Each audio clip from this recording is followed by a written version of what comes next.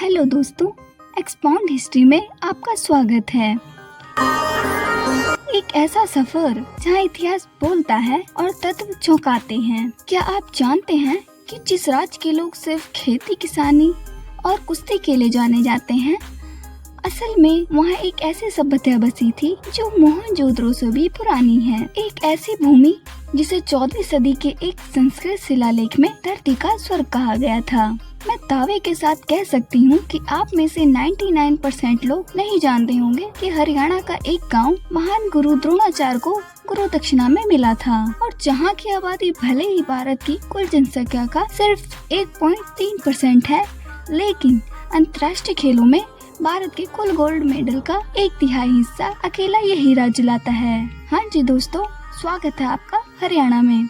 ज्यादातर लोग सोचते हैं कि वे हरियाणा को जानते हैं, लेकिन इसके मिट्टी के नीचे दबे हैं हजारों साल पुराने इतिहास के ऐसे पन्ने जिन्हें जानकर आप हैरान रह जाएंगे। दशकों तक हमें यही पढ़ाया गया कि सिंधु घाटी सभ्यता के सबसे बड़े केंद्र मोहनजोदड़ो और हड़प्पा थे, लेकिन हिसार जिले के राखीगढ़ी और फतेहाबाद के भिड़ाना में हुई खुदाई ने इस सोच की पूरी तरह बदल दिया। 350 हेक्टेयर से भी अधिक क्षेत्र में फैला राखीगढ़ी न केवल हड़प्पा सभ्यता के सबसे विशाल स्थलों में से एक है, बल्कि भिड़ाना से मिले अवशेषों की कार्बन डेटिंग यह बताती है कि यह सभ्यता लगभग 7500 से 9000 ईसा पूर्व पुरानी है। जब दुनिया के कई हिस्सों में लोग बुनियादी खेती सीख रहे थे, तब यहाँ के लोग पक्की ईंटें की बहुमंजिला मकानों, ढकी हुई नालियों और सुनियोजित जल निकासी प्रणालियों वाले शहरों में रह रहे थे। दोस्तों, 1 नवंबर 1966 में पंजाब से अलग होकर हरियाणा एक स्वतंत्र राज्य बना। लेकिन क्या आप जानते हैं कि चंडीगढ़ हरियाणा और पंजाब दोनों की राजधानी है और खुद एक केंद्र शासित प्रदेश है।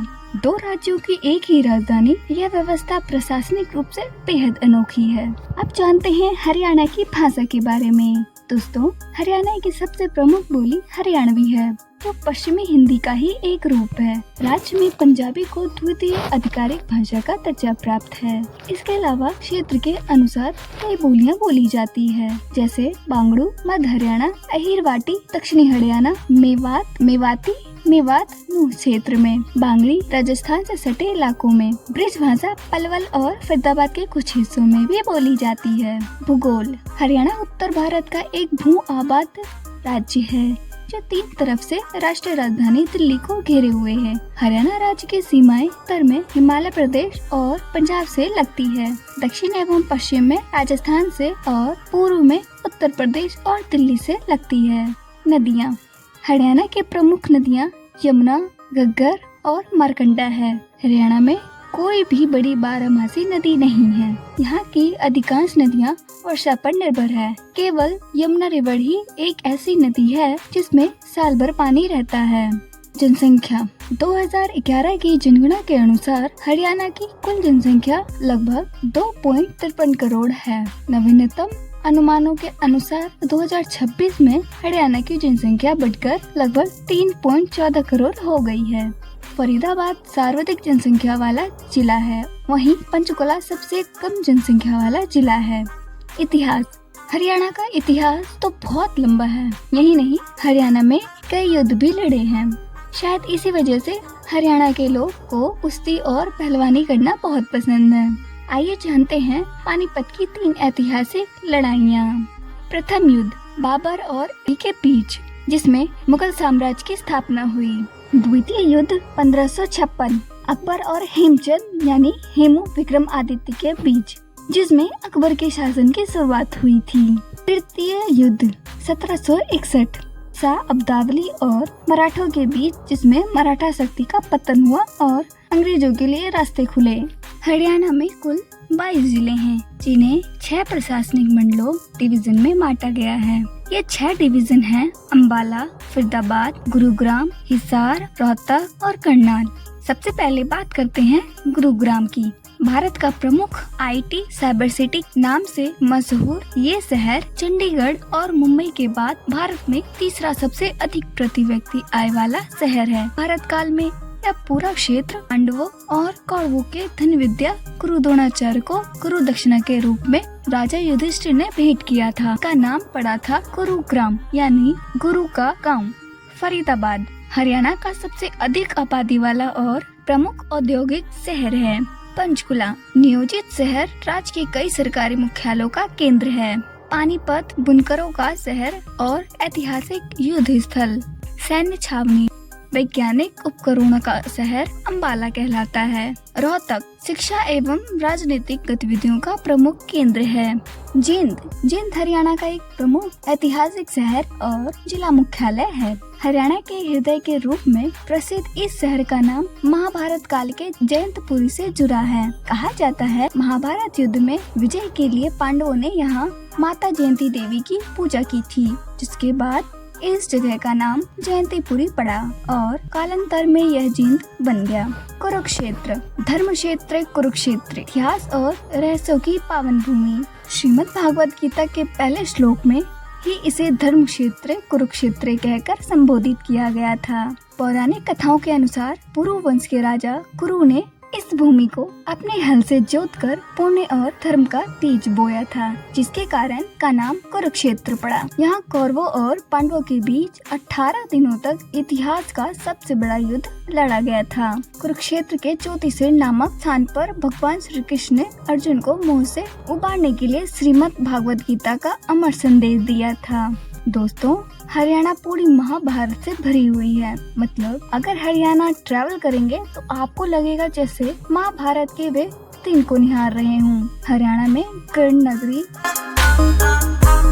अभिमन्युपुर, कुरुक्षेत्र के संग्रहालय में अर्जुन का कांडी देख। दोस्तों, महाभारत में आपका फेवरेट कैरेक्टर कौन सा है, कमेंट में बताइए। अगर सच बताऊं तो पूरा हरियाणा अध्यात्म से जुड़ा हुआ है कि अगर हम इसके शाब्दिक अर्थ समझें तो हरि यानी भगवान विष्णु या हरा भरा और अरण्य यानी जंगल से मिलकर बना है। हरियाणा यानी ईश्वर का निवास या हरियाली की भूमि। लेकिन सबसे दिलचस्प बात यह है कि दिल्ली संग्रहालय में मौजूद 1328 ईस्वी के एक संस्कृत शिलालेख में इस क्षेत्र के बारे में लिखा है, देशास्ति हरियाणाख्य पृथिव्यां स्वर्ग संभिक, जिसका अर्थ है हरियाणा नाम का यह देश पृथ्वी पर साक्षात स्वर्ग के समान है।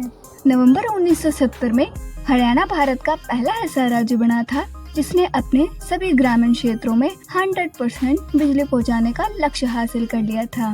इतनी ही नहीं, भारत में बनने वाली 50% से अधिक पैसेंजर कारें और ट्रैक्टर अकेले हरियाणा के निकलते हैं।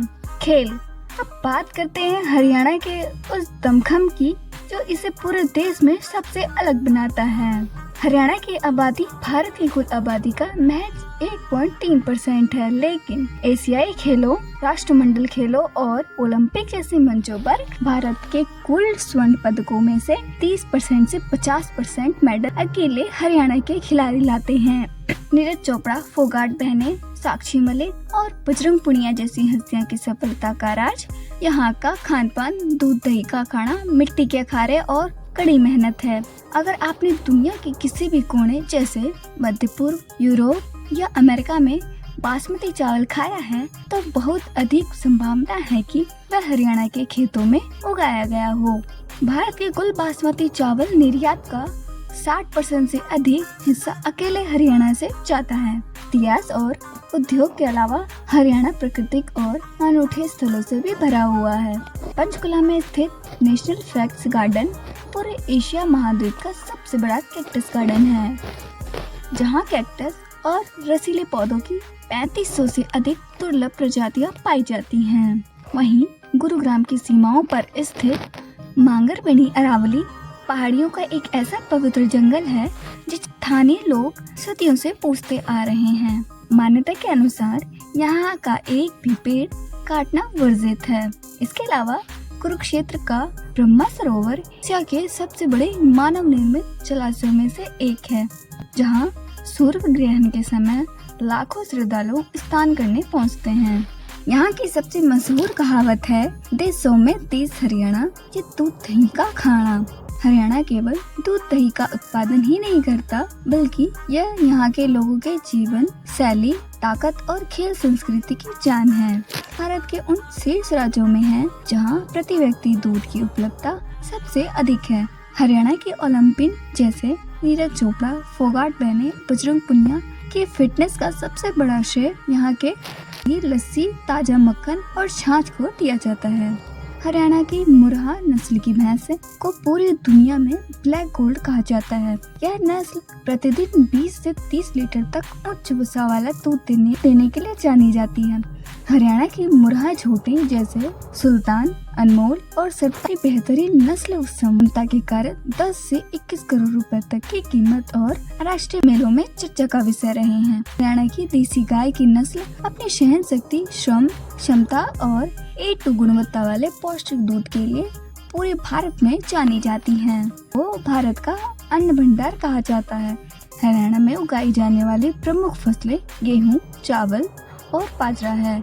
इसके अलावा राज्य में गन्ना, कपास और सरसों की खेती भी बड़े पैमाने पर की जाती है।